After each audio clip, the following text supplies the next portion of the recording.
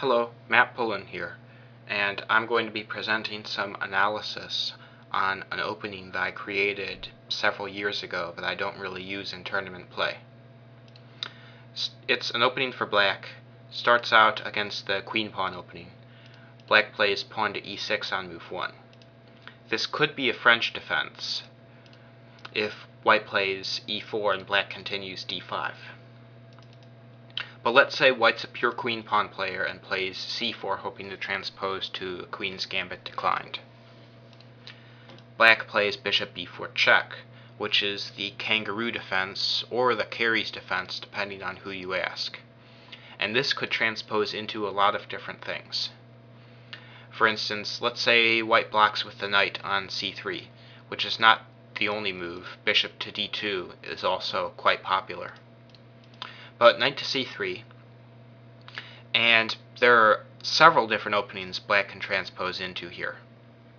Knight to f6 would be the GreenCastle-Indian defense, which is the most popular and winningest defense for black against queen pawn openings.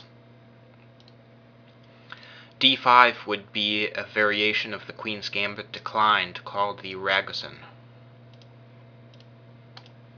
c5 is a move that Paul Carries himself preferred, which usually transposed into a GreenCastle-Indian defense after e3, knight to f6.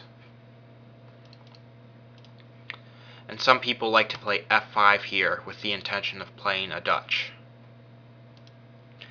The move I've come up with here, there's zero theory on it, so I'm hoping to create some. I've never seen any games with strong players taking up black's position. The only game I've seen is a game in 2000 in Hastings, where a J. Spielman is playing the black pieces. But I'm not convinced that it was the John Spielman. Then again, I could be wrong. Anyway, I have not seen any analysis or strong examples of knight c6, and I've done some analysis myself on it, so I am going to claim it as my own for now.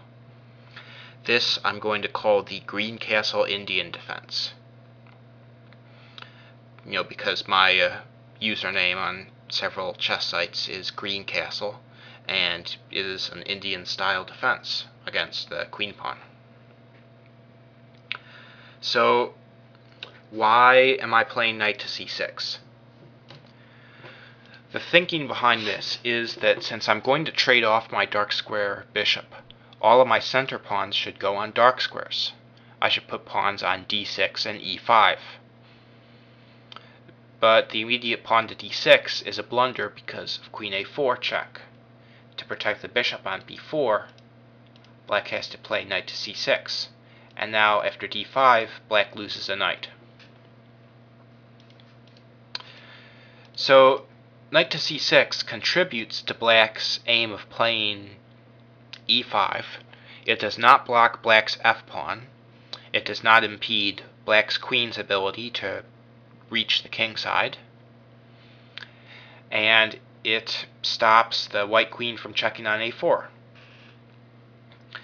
So it does violate some principle because in queen pawn games you're not supposed to block your c-pawn because your c-pawn is very important for influencing the center. So let's look at some possibilities after knight to c6. I don't have time to cover them in one video, but I will get to what I can. There's a3, a move which immediately forces black to declare his intentions on the queen side. There is d5, an aggressive attempt to gain some space and blow black's opening out of the water.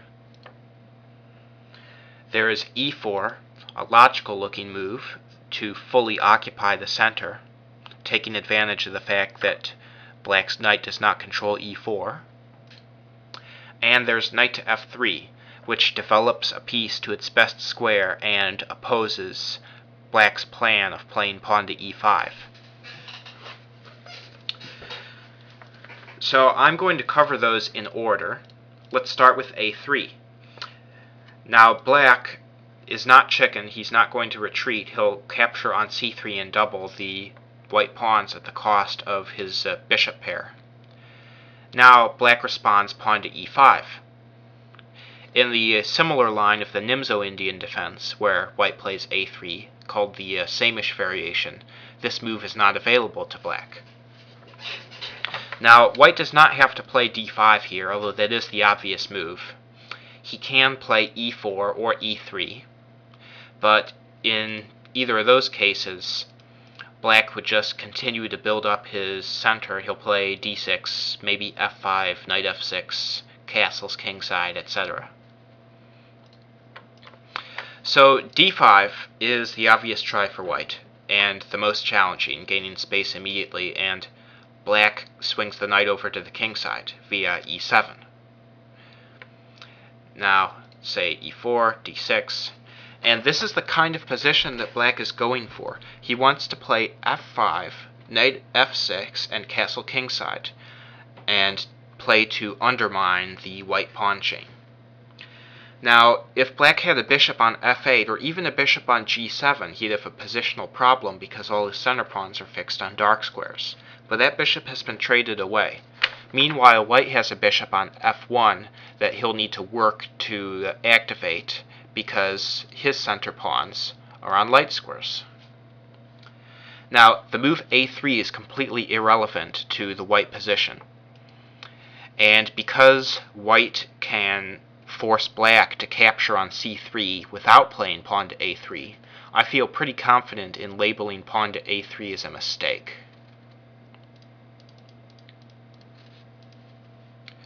So, in future videos in this series, I will look at the other moves aside from a3. d5, e4, and knight to f3. If you have any feedback or suggestions for variations of this opening, then feel free to leave comments. I mean, I will try to be receptive to everything. I mean, this is my own invention, and I'm putting my analysis out there. Well, I will go right ahead and make the other videos in this series now. I hope you have a nice day.